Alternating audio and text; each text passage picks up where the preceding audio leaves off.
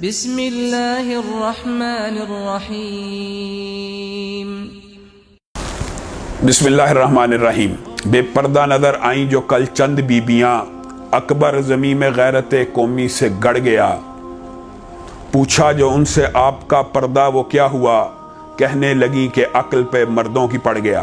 معزز سامعین گرامی قدر، آج نہایت افسوس اور دکھ کی بات ہے، جس وطن عزیز کو ہم نے اسلام کی ایک تجربہ گاہ کے لیے حاصل کیا، آپ سچے دل سے بتائیے، کیا ہم نے یہ وطن سڑکیں، پل، بلڈنگیں اور یونیورسٹیاں بنانے کے لیے حاصل کیا تھا؟ اگر یہی کام کرنا تھا تو ہمیں ہندوستان سے علیحدہ ہونے کی ضرورت کیا تھی؟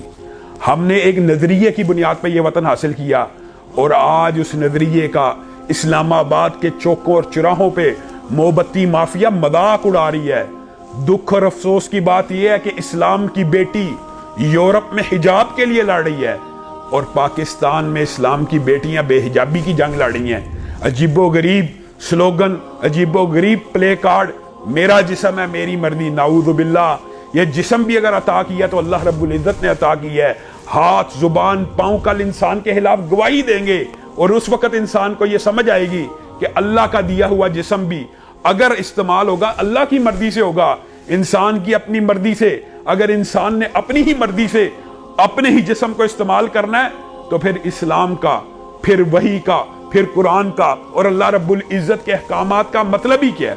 اگر اللہ رب العزت کے احکامات کا مومن پابندی نہیں ہے اور جانوروں کی زندگی گزارنا چاہتا ہے، دکھ کی بات یہ ہے ان کے سلوگنز کے اندر عجیب و غریب باتیں ہیں۔ میں آدھی نہیں، میں پوری ہوں۔ تجھے کس نے آدھا کہا؟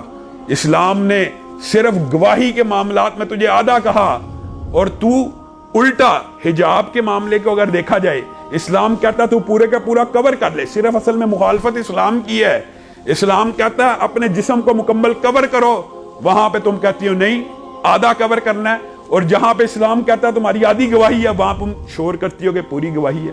اسلام نے عورت کو ماں کا مقام دیا، بہن بیٹی کا مقام دیا، بیوی کا مقام دیا۔ ہر معاملے میں عورت کی گواہی آدھی نہیں ہے۔ عورت اگر ماں کے روپ میں ہو تو مرد باپ اس کا مقابلہ نہیں کر سکتا۔ نبی کریم صلی اللہ علیہ وسلم سے صحیح حدیث ہے، موضوع یہ بہت زیادہ طویل ہے۔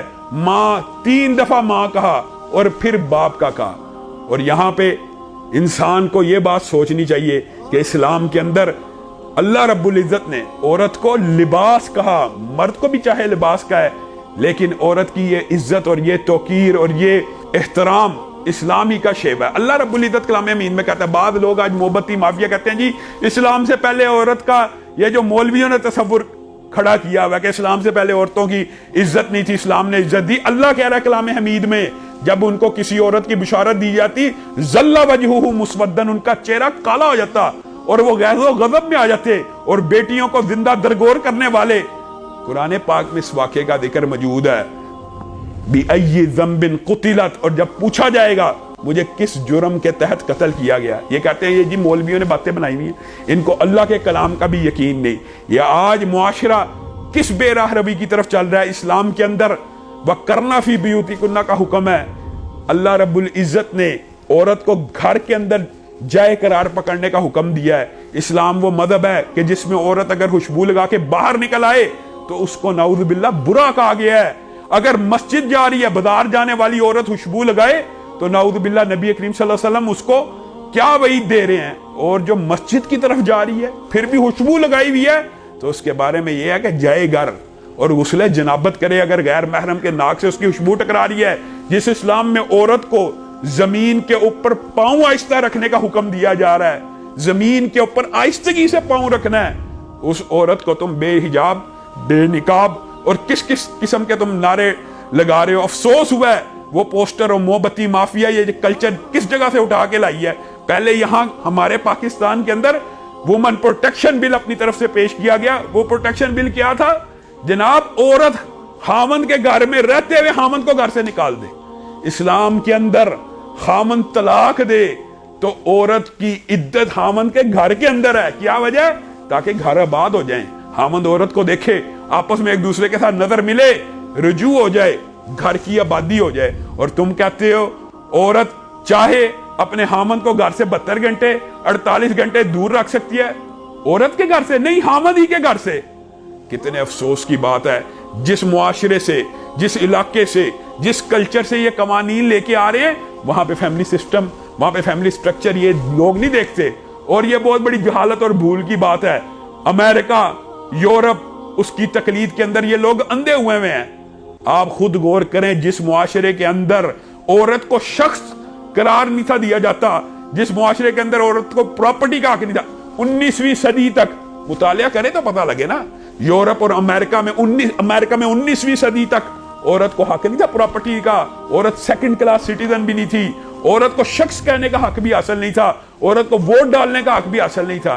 और इस्लाम 1400 साल कबल, इस्लाम की अव्वलीन तरीन उसातिज़ा में से हजरत आयशा हैं, जिनसे सहाबा पढ़ भी रहे हैं, लेक्चर भी दे रहे हैं। तुम्हारे अमेरिका में औरत की तो पढ़ाई की इजाजत मौजूद नहीं थी। ये किस किस्म का कल्चर, ये मुआशरे के अंदर किस किस्म का फितना, मोहब्बती माफिया लाना चाहती है। फहाशी का, उरियानियत का, बेहयाई का ये एक सैलाब है। ऐसे ऐसे पोस्टर थे कि इंसान सोच नहीं सकता, बयान नहीं कर सकता। उनके ऊपर जैसी तस्वीरें बनाई हुई थी, जैसे जैसे जुमले लिखे हुए थे। बराबरी की बात करते हैं, बराबरी बराबरी। इस्लाम में औरत को बराबरी नहीं, आला दर्जा दिया गया है। ये आज मैं बरमला तौर पे कहना चाहता हूं, ये बराबरी है कि मर्द मेहनत करे आके औरत को खिलाए, ये बराबरी नहीं है। ये औरत का दर्जा फोक है। तुम चाहते हो औरत को भेड़ बकरी बना दिया जाए। जिस तरह मर्द काम करते हैं औरत कर सकती है। क्या औरत 40 किलो की बोरी उठा सकती है? क्या बिजली के खंभों पे चढ़ सकती है? क्या जो सड़कें बनाते हैं लोग वो कर सकती है? तुम चाहते हो, ये असल में औरत की आजादी की जंग नहीं है, ये एक माफिया है जो औरत तक रसाई की जंग लड़ रहा है। अल्लाह रब्बुल इज्जत जो कहा गया, जो सुना गया, उसको समझने की तौफीक इनायत फरमाए। वाहिर दावाना अनिल हम्दुलिल्लाहि रब्बिल आलमीन।